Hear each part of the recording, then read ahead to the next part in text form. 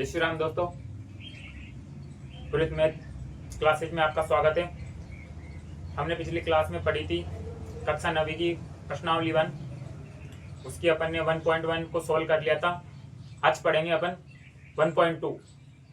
बहुत ही सरल तरीके से आपको हर एक चीज समझ में आएगी।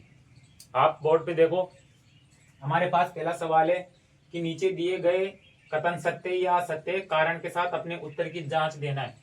आपका क्वेश्चन क्या है? जो अपन को कथन दे रखा है, क्या दे रखा है? जो अपन को कथन दे रखे हैं वह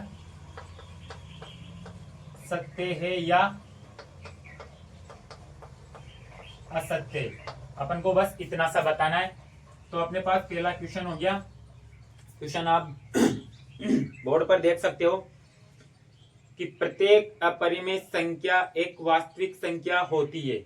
क्या बोल रहा है ये कि एक अपरिमेय संख्या वास्तविक संख्या होती है। तो अपन ये देखते हैं कि वास्तविक संख्या की प्रॉपर्टी क्या कहती है अपन से, कि वास्तविक संख्या की प्रॉपर्टी कहती है कि वास्तविक संख्या में कौन सी संख्या आती है कि परिमेय और अपरिमेय।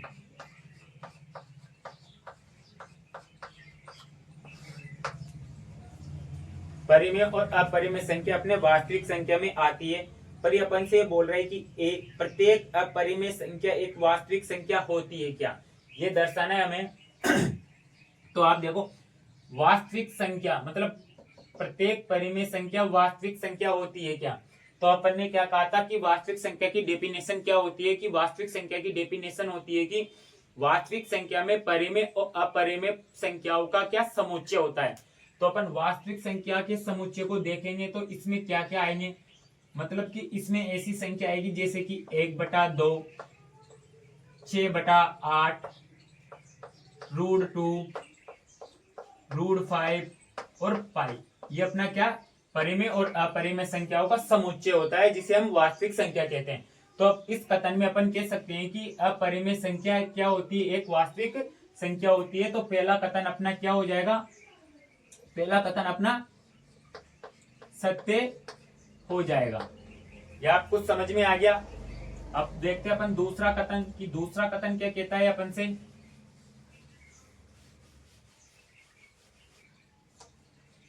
दूसरा कथन है अपने पास, रेखा संख्या पर प्रत्येक बिंदु √m के रूप का होता है जहां m एक प्राकृत संख्या है।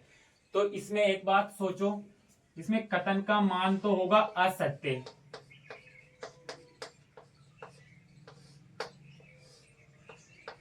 कथन का मान क्या होगा, असत्य। पर इसमें क्या देना है अपन को, कारण भी तो देना है कि क्यों होगा, क्यों नहीं होगा। क्योंकि संख्या रेखा पर प्रत्येक बिंदु m के रूप का होता है जहां m प्राकृत संख्या है। अब आप ये बात सोचो कि m क्या है अपने पास, यहाँ पर इसने क्या दे रखी है, नेचुरल नंबर दे रखा है m। और नेचुरल नंबर अपना क्या होता है, 1, 2, 3, 4, ये होता है नेचुरल नंबर।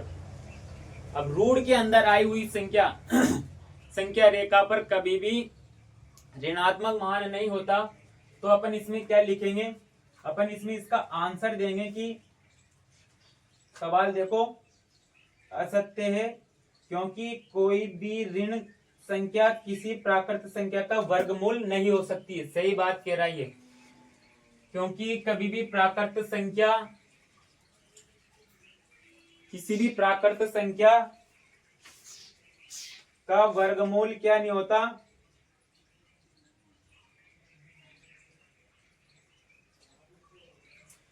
तो नेचुरल नंबर है अपने पास। तो ये नु कह रहा है कि असत्य में अपन क्या लिखेंगे कि क्योंकि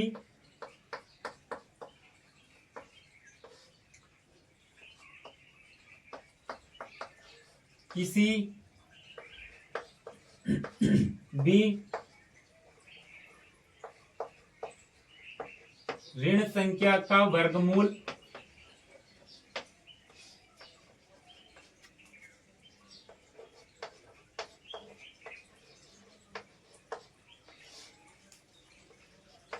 प्राकृत संख्या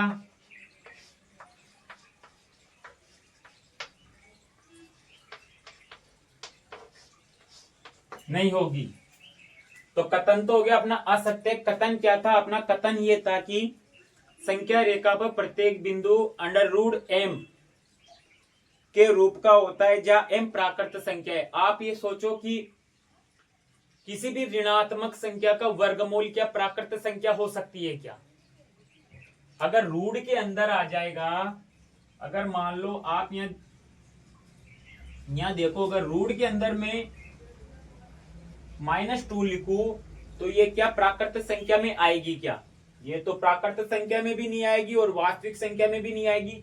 अपन इसको अवास्तविक व काल्पनिक काल्पनिक संख्या बोला जाता है, जो इसको आगे जाके आप पढ़ोगे इसको 2 आयोटा लिखा जाता है। क्या लिखा जाता है?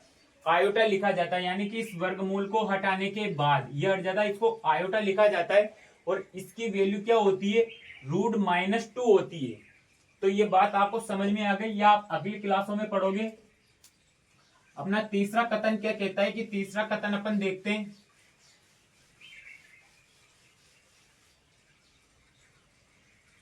तीसरा कथन देखो, तीसरा कथन क्या कहता है अपने पास कि तीसरा कथन कहता है कि प्रत्येक वास्तविक संख्या एक अपरिमेय संख्या होती है क्या? अब ये देखो, प्रत्येक वास्तविक संख्या की वही डेफिनेशन है अपने पास। क्या परिमेय संख्या आ जाएगी और इधर आ जाएगा अपरिमेय संख्या। अब वास्तविक संख्या के समुच्चय में अपन ने ये पहले भी लिखा है कि इसका मान √2, √5 और 5 की वैल्यू का समुच्चय क्या वास्तविक संख्या होती है। अब परिमेय संख्या में अपन कुछ भी ले सकते हैं, 1/2, 4/6, कट के आधा हो जाएगा। इसमें √2, √5, पाई, 0.11 कुछ भी ले सकते हो आप। अब ये बोल रहे हैं कि प्रत्येक वास्तविक संख्या क्या परिमेय संख्या हो सकती है क्या? तो ये जरूरी थोड़ी है कि प्रत्येक वास्तविक संख्या परिमेय संख्या अपरिमेय संख्या होगी। प्रत्येक वास्तविक संख्या एक परिमेय संख्या होती है क्या? ये बिल्कुल भी गलत चीज है। इसमें क्या आ जाएगा? असत्य आ जाएगा। तो दूसरे में अपना क्या आ जाएगा? असत्य आ जाएगा। मुझे ऐसा बताओ कि मतलब मैं ऐसे करूं यहां पर कि वास्तविक संख्या का समुच्चय आपके सबके सामने लिखा हुआ है।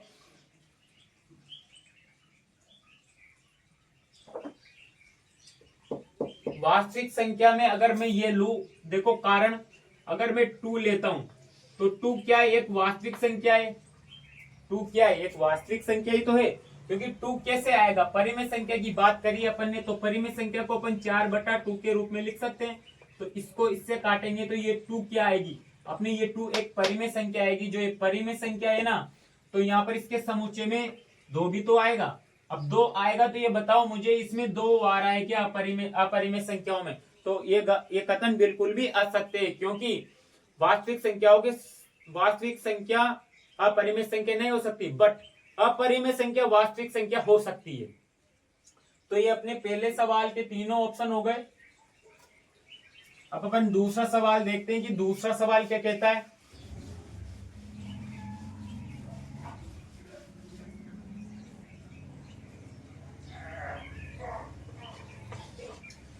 दूसरा सवाल कहता है कि क्या सभी धनात्मक पूर्णांकों के वर्गमूल अपरिमेय होते हैं?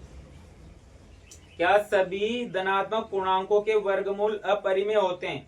यदि नहीं तो एक ऐसी संख्या के वर्गमूल का उदाहरण दीजिए जो एक परिमेय संख्या है। तो आपको बोर्ड पर देखो, बोर्ड पर आपको दिख जाएगा ऑप्शन में क्या बोल रहा है।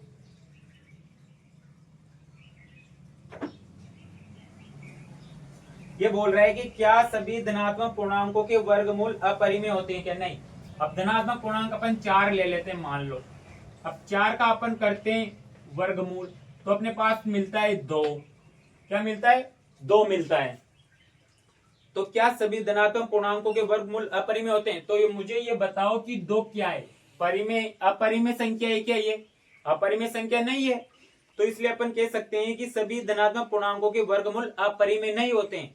यदि नहीं हो तो एक संख्या के वर्गमूल का उदाहरण दीजिए। तो अपन ने ये देखो उदाहरण भी दे दिया, और इसमें अपन कह सकते हैं कि नहीं हो सकता।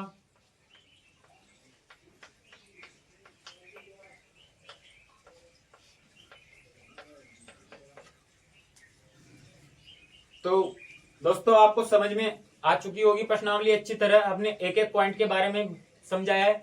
अगर आप चैनल पर नए हो तो चैनल को सब्सक्राइब करें, शेयर करें, लाइक करें।